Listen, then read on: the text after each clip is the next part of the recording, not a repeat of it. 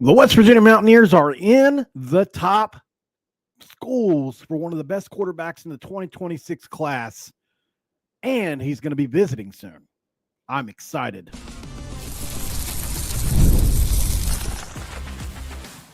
You are Locked On West Virginia, your daily podcast on the West Virginia Mountaineers, part of the Locked On Podcast Network, your team every day. What is up, guys? Welcome back in for the third time today. This is Locked On West Virginia. My name is Mountaineer Paul. I'm the host. Thank you for joining. This is going to be brought to you by FanDuel, of course.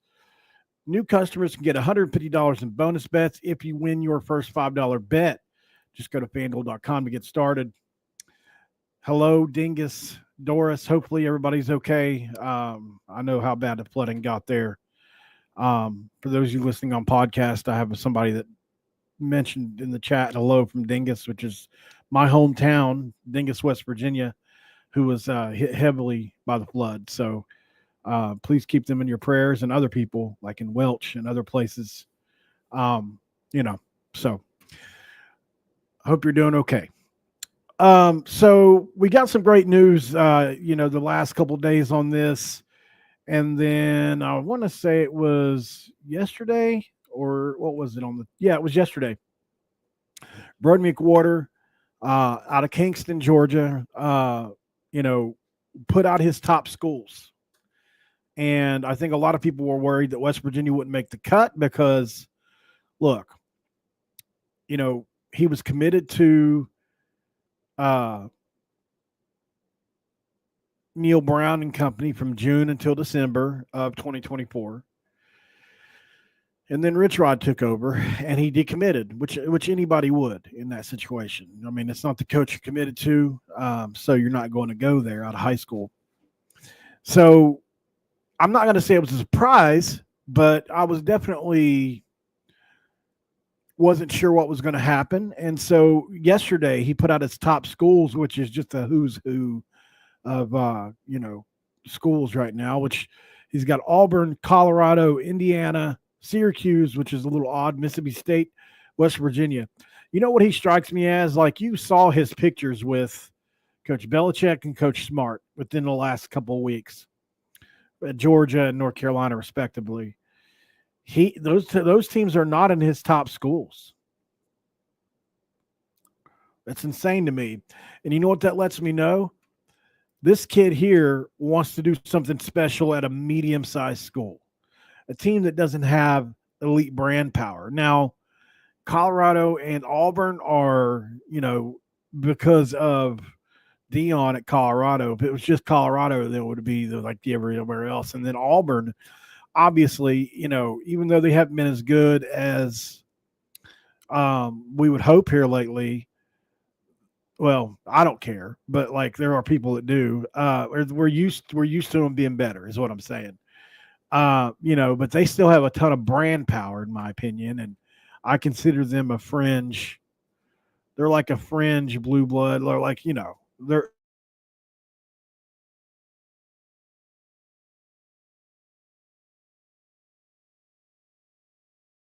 I'm looking for when a quarterback comes to West Virginia is these days with the portal is, are they going to stay? Because I think that's a big deal, right? Obviously, you don't want to just get a guy for a year or two.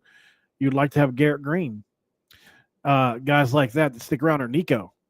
Well, the fact that these are his top schools lets me know that he really doesn't care about going to the top school as much as he cares about going somewhere where he thinks he can win and can play. And so not only has he got West Virginia in one of his top schools, he's also going to visit West Virginia. And not only is he going to visit West Virginia, but he's going to visit West Virginia first out of everybody.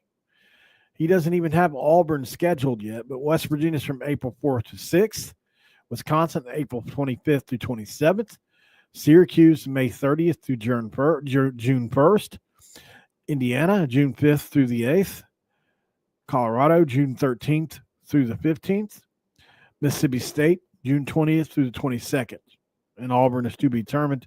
If they want to make a push for him, I'll be pretty surprised if they don't get something there. So I think this is one of those situations where I feel pretty good about West Virginia's chances. Like, obviously, if Neal Brown was here, he'd still be committed here. But you have to think West Virginia has a bit of an edge here. At least I do, because he obviously likes a lot about the school, the fan base, etc. And I hopefully, that's what he was committing to, the state of West Virginia, that kind of thing. And who knows, maybe he's got family from here. You never know the ins and outs of every situation. At least I don't with this one. Maybe he's got family that is in West Virginia or around the West Virginia area or something. Like maybe he had an uncle that went to West Virginia. You just never know. But like, there's a reason he committed to us early on. So, and maybe they recruited him hard and they got him. But this would be a huge pickup. Obviously, I've talked about him before. He's a dual threat kid. They really do a lot of waggles and boots with him. He's constantly rolling out to his opposite shoulder and throwing the ball. So he can roll left and throw right really well because they do it a lot. He can throw it on the run, generally speaking. He's got good speed, not elite speed. He's probably more in the Nico Markiel range, probably something like that, which is good enough. But he would be one of those quarterbacks that, like Rich Rod said yesterday, whoever wins the job, we're going to build the offense around what they do well. So that means if somebody's a better passer, they're going to be more of a passing team. So I think, a guy like McWhorter coming in, not exactly Pat White, but he's not exactly Jarrett Dagey. So, you can run the read stuff with him. Absolutely. You can run that offense and he can get you chunks. But what he really does is tosses the football around, and he's got what I call a live arm. He slings it well. He's got a 3/4 arm angle type throw, and it's got a ton of velocity on it. He throws a lot of different spirals, and he's played at the highest level in Georgia, which is quickly becoming one of the best high school state sport football out there. So when you put all that together, I think this would be an obviously A+++ higher for the Mountaineers, or higher get for the Mountaineers, and I think that there's a good shot that they do.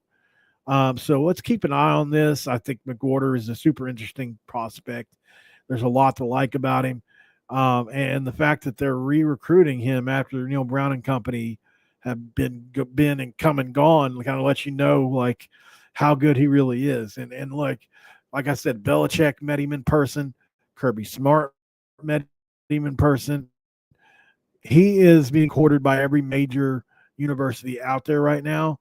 So I think that's just, West Virginia pulls this one off, it'll be a big one. This almost is like the Terrell Pryor that Rich Rod never got. All right, guys, let's go to a quick break. Let's talk about this portal class one more time. Some of the stuff Rich Rod said yesterday, I'm going to mesh that in with who we have in the portal class and kind of throw out some expectations for different guys. Stick around. And this episode of Locked On West Virginia is going to be brought to you by FanDuel. When the game tips off, the NBA action is just getting started, and there's no better place to get it than on FanDuel, America's #1 sports book.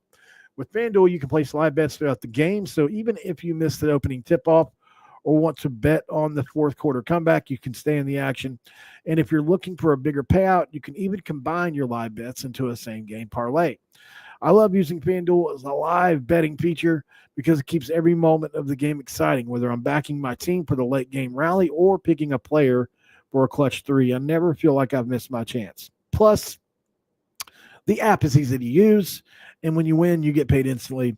Right now, new FanDuel customers can get $150 in bonus bets if you win your first $5 bet. Just visit FanDuel.com to join today.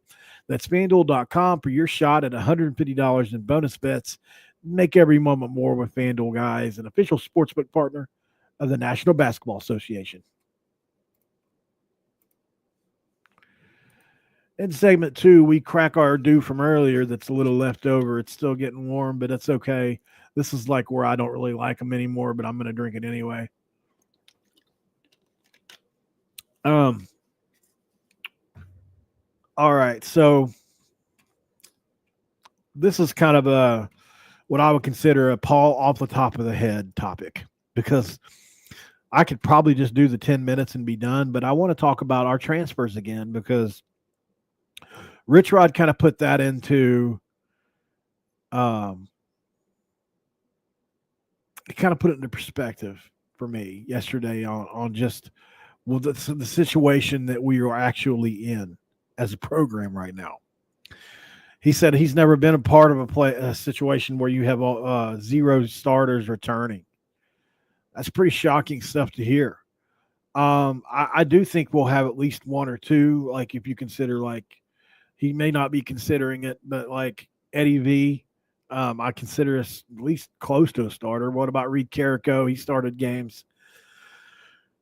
Ben Cutter's played in a lot of games, but yeah, generally speaking, there just ain't really anybody out there. So it's going to be very paramount for these guys in the portal, especially guys from Jacksonville State, to come in and win their respective jobs.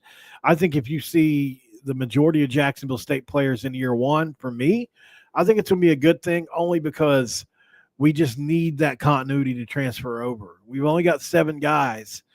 But, man, if we can get 6 of the 7 or 7 of those guys to play significant minutes or start, I think that's going to help overall, just kind of make it a little bit less than what it already is. I mean, you're talking about, a lot of players to replace, guys. I'm worried a little bit about this upcoming season, So I feel good about the players we have. In a lot of spots, especially on defense. I think, they're 3 absolute dogs, 4, really, if you consider Harrington getting healthy. If Justin Harrington gets healthy, I think you got Harrington, Jamori Robinson, Chase Wilson, and Michael Coates can all make major, major, major impacts on the defense next year. I think all 4 of those guys have a shot to be very, very good and have produced high levels in their career.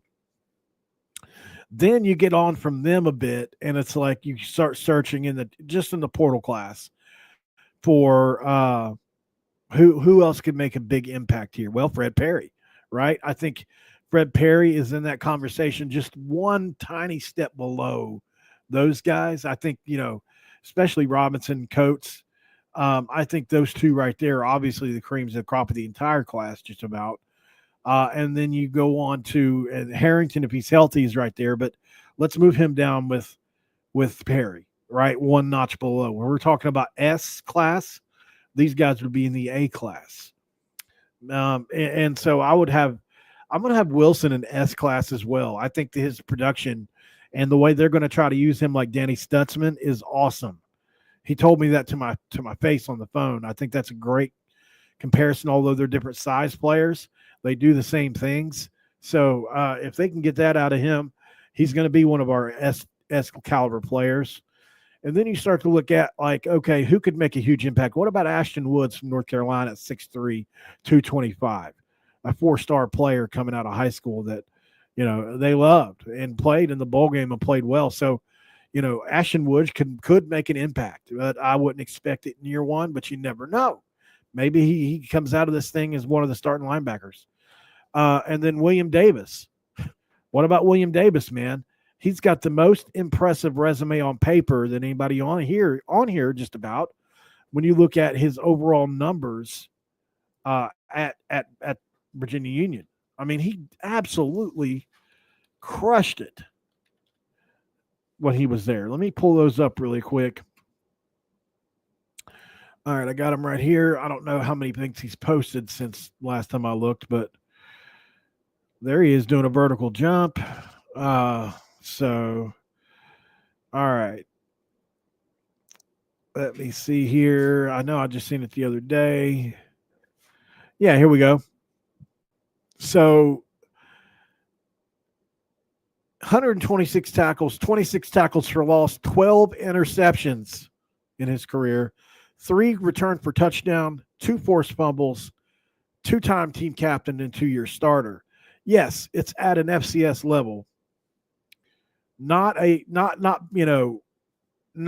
best level, obviously, but I mean, look, those numbers are so impressive to me. Like, I can't get over how impressive they are. 12 interceptions, 126 tackles, 26 for loss. He could be one of the secret sauces, and like on tape, he's athletic. Like he translates on the athleticism side. He's just a bit undersized. That's the main thing you look at when you look at him. He's 5'10", 195, and he's probably closer to 5'9". But I digress on it, man. I think he's a guy that could really make a major impact if he picks up everything on the defensive side of the football. Derek Carter, I think, we need him to start, in my opinion. I think we need him to play a lot or start just because he knows what it's like to be in this defense, I think. I don't know if he was crossed out paths with Allie or not, but I think he did. I'll have to look further into that. But if he did, obviously it's going to mean a lot for him to play a lot. You look at what West Virginia lost here too, just in the transfer portal. On defense, really, it's like Jaheim Joseph was probably one of the bigger losses, but obviously Trey Lathan and Josiah Trotter were the two biggest losses, and then you got a guy like Crandall who you could see maybe could have took a step up, and maybe Raleigh Collins maybe could have took a step up. But yeah, generally speaking, man, like I think the ones that went to Virginia Tech, Missouri, and Illinois, those teams obviously could have helped us, whether people want to believe that or not. So, but I got to be honest. I mean, I'll take Jamori, Michael Coates, who else was I saying? Chase Wilson and Fred Perry over almost all those guys except for Josiah Trotter and Trey Lathan. Like obviously those are going to be major. So, and then obviously in the linebacker spot, we got Reed Carrico, we got Ben Cutter, we got other guys that are still here. I think we're going to be okay on defense with Zach Alley. I actually spoke with a guy from Oklahoma that is a coach, not at Oklahoma, but he covers Oklahoma, and he is a coach. Like that's his whole thing. Can't remember his name off the top of my head, but his name is Coach Ryan, and he did a full breakdown on Zach Alley's defense the year he came to Oklahoma. I caught the video, reached out to him, and we were scheduling the time for him to come on and talk about it more in depth, like as a coach would. But some of the stuff that Zach Alley does on defense is it's truly elite. Like they call him you realize they call him a Brent Venables clone from the calls he makes, from the way he sounds and acts, literally everything. And Brent Venables is one of the greatest defensive coordinators in the history of college football. You look at what he did at Oklahoma with Stoops, pre-Clemson, and then you look what he did at Clemson. What a run he's had. Let's say in the last 30 years anyway. So I am excited about this defense. I think that some of the lack of speed they have on the edges, especially like at, maybe at some corner and safety spots right now, although Coach can really run. I think it's going to be the pass rush. You go watch Chase Wilson rush the passer. He crushes people on the pass rush side, and he's an inside linebacker. Man, does he have great moves inside. We all know Jamori Robinson's he's going to have to chip him every play. You're going to send a fullback or a tight end or H-back or somebody over there to help unless you've got just an elite tackle. Then, obviously and I keep saying if because I just don't know because he didn't play last year at Washington. Why didn't he play? 6'3", 209-pound Justin Harrington, started at Oklahoma, highly big pedigree. If he's 100% seriously, like it changes our defense, especially because a 6'3", 209-pound safety that can run a 4.40 is insane. And we'll be very lucky if that is the case because I think he's one of the keys to this defense. Probably Jordan Walker being another, the safety from UT Chattanooga. He's one of our highest rated players on – you look at the portal and you look at like the rankings, he is way up there on some of the highest rated players we got. So there are a lot of people that like old Jordan Walker. um, along with the kid Scruggs out of South Alabama. Is that who? Yeah. Yeah, Scruggs. So, there are pieces I think that we just have to watch them to come together. Let's go to break real quick, come back, and we'll talk about the offensive side really quick. It's just as chaotic. Be right back.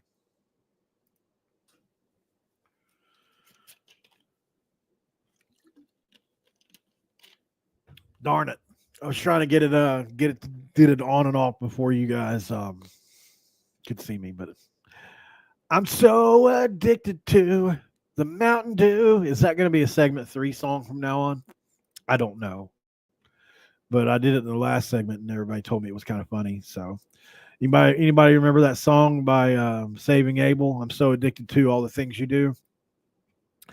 I'm so addicted to the Mountain Dew. Yeah, that's me right now. Oh man, if you can't be happy, then what can you be, I guess, these days. So West Virginia on offense is going to be such a fascinating, to me, I can't wait to watch Rich Rod work. I don't know about you. Raise your hand in the class if you can't wait to see Rich Rod work. I feel like I'm slumping, man. Slumping down. I hate this. My posture is horrible. So, okay, so offensively, what does West Virginia have returning? Well, it may not even have that now if Rodney and Jaheim decide to leave or something crazy happens, but let's just, for argument's sake, assume that we got him back. Well, based on what Rich Rod said yesterday, nobody's safe. Maybe Jaheim's safe if if Jaheim stays, I figure he's safe. Rodney, I think, has got a great shot to win a job. Outside of that, it's pretty obvious that Rich Rod is going to have to evaluate. I mean, you can't just grandfather people in because they were here first. This just makes no sense. And there are people that think that because certain players have been loyal to the program that should happen. And while I wish it was like that, it's just not. It's not like that. And that includes Nico, who I have said multiple times on the show now, for the betterment of the program and our future, we need Nico to win the job, in my opinion, because if he ends up being really good, he'll stay. As to where Jalen Henderson could be here today, gone tomorrow, if he's good this year. So I personally believe that Nico for the next 2 years would be, for Rich Rod, the most stable way for us to get better faster. We'll just have to see. I can't. You guys are laughing at me in the chat, aren't you? This be the most stable way for us to do this thing. So who are some potential playmakers on the offensive side of the ball that aren't the usual suspects? Well, obviously, you look at Rodney and some of the other receivers that we don't mention a lot, like Brandon Raymond, I think is a sneaky pick. I hope we say his name right. I've never heard it said, really. So Raymond, it's Reheman. So it's like Raymond. Not really sure, but that's no offense to him. Maybe he's caught a ball. I don't know, but and we've got a couple other guys on there that are coming back, but it's going to be transfer heavy. I wouldn't be surprised to see if we didn't have 6 to 8 transfer starters on offense. Well, no, let's see, 1, 2, 3, 4. Yeah, 6 to 8. So right off the rip, I think, you got to give center and right tackle or left tackle, whichever they decide, to Xavier Bosley's and Livingston at center right now until further notice. Then you can pretty much connect the dots from there as far as what we have in the transfer portal. You got to say Young Bear. You know what? I'll admit that I've spoken with some players on this, and I thought that Young Bear didn't look really athletic in some of the film I watched. But I went back and watched more because I watched 15 minutes. I do this sometimes. I watch 15 minutes of film on a guy and make a decision. And, it was like 2 or 3 minutes of a couple different games. I just like to see him in different games because I was prepping for a show and I was in a rush. I didn't realize how early in his career I was watching. That's first of all. Second of all, he's not as athletic as I thought he was, and like I say all the time, I'm no pro scout, I'm no pro evaluator. I have a good track record with what I consider my guesses that are on, my guesses that are on public record, but not a pro. The spring portal opens, by the way, so right after spring game, I believe. Let's see. So Rich Rod said he's on the fit. They scheduled the spring game a week before because the 5th, because they wanted to have a week of conversations with the players before the portal opens. So after the 5th, you'll have one more week, 7 days or whatever, and then the portal opens. So I guess that'll probably be the 12th. So, but yeah, so offensively, West Virginia in a spot where they need a bunch of guys to produce. And I was looking up and down the list again earlier today and really trying to study some tape on a lot of these guys. And like I said, Young Bear's a guy you put in there. Tykees Crawford, as long as he can, well, I'm not going to bring that up anymore. I think Tykees Crawford's got a great shot to make it as a starter. Obviously, physically, he's an awesome specimen. Has a great pedigree, and we'll see what happens there. And then, there's a mismatch of other guys that could win the other jobs. Maybe Robbie Martin gets in there. Who knows? I don't know. And then at the receiver spots, I find it to be extremely interesting. I could make a case on offense, and I might just make a case that Oron Singleton. If you haven't seen Oron Singleton, I think I said this last time. If you haven't watched Oron Singleton on tape yet, you got to go do it. He is a Shelton Gibson, Marcus Sims-ish kind of player. He's got 4.3 speed, probably 4.4 speed in that range. He's an absolute weaving in and out of traffic kind of play. He's not a straight line speed guy. He jukes in and out of traffic at a high level. He's an elite punt returner and kick returner, and you can toss him bubble screens and he can take it the distance. He did it at Eastern Michigan a lot, and I think we really got to steal with him. I think he's got a shot to be our best wide receiver next year as things stand. As a matter of fact, if you made me bet, I would bet on him. That's how much I like him. You got to go watch his tape, guys. If you just go watch his highlights even. Just go, and by the way, when I say tape, watch the tape is one of my catchphrases. I haven't used it in a while, but, when I say watch the tape, I mean go watch games. Don't watch the highlights because you don't get to see, if you're trying to evaluate as a hobby like I do, you have to, there's a couple different versions you can go after. You can go after the All-22, which is extremely hard to get at the college level, but the All-22 tape is what they have in practice. It's where it's a bird's eye view over top of them, and you can see pretty much every position on both sides. Obviously, it's really hard to get that. But, if you can find, sometimes the game footage will work, for me, and then sometimes what the school footage, what they got on the sidelines gives you good angles. But, it's a journey with Eastern Michigan, teams like that, where they don't play a lot on TV. So you have to kind of, well, they do, but it's not always great quality. So it can be a journey trying to figure out even where they're at on the field sometimes. But yeah, if you want to do it as a hobby, watch games and not highlights, because highlights I'm guilty of it. I'm not saying I've never done this, but I'm talking to myself too. Sometimes you get into this habit of watching highlights of players, but that only shows you the good things and not the bad things. Eastern Michigan, his name is Oron Singleton. That is, and I'll spell it for you guys. that are listening here. It is ORAN Singleton, SINGLETON. ORAN Singleton.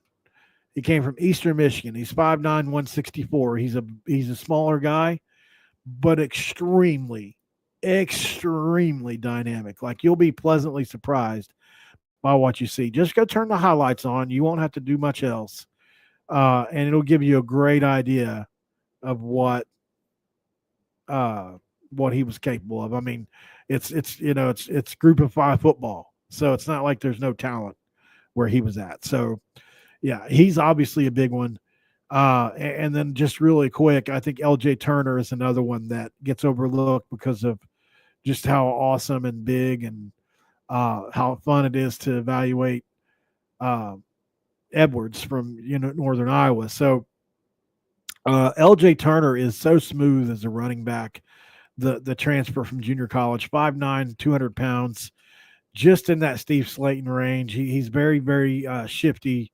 And I would, if you want to check out LJ Turner as well, you do that. He's very fun to watch.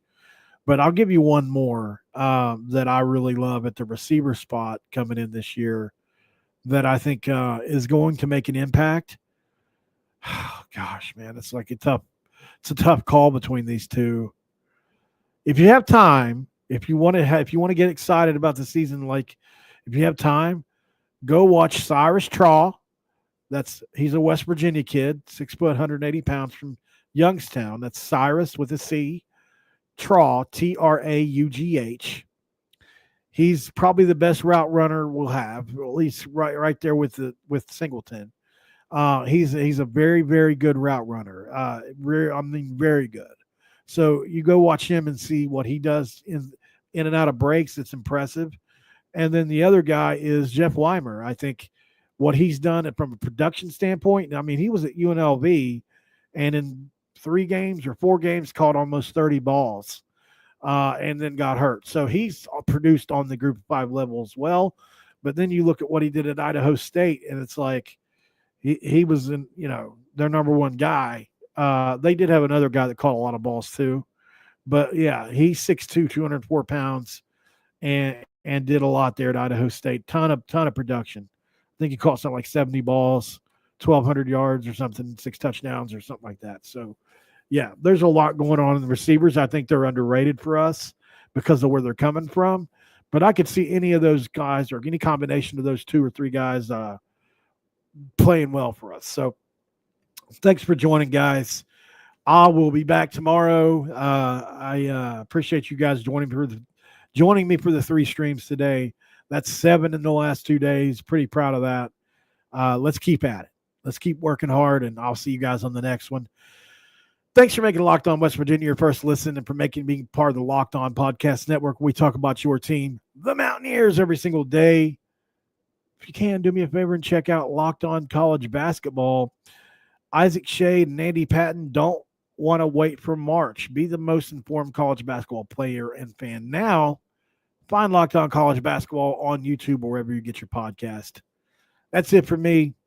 I'll see you guys on the next one, and I'm out.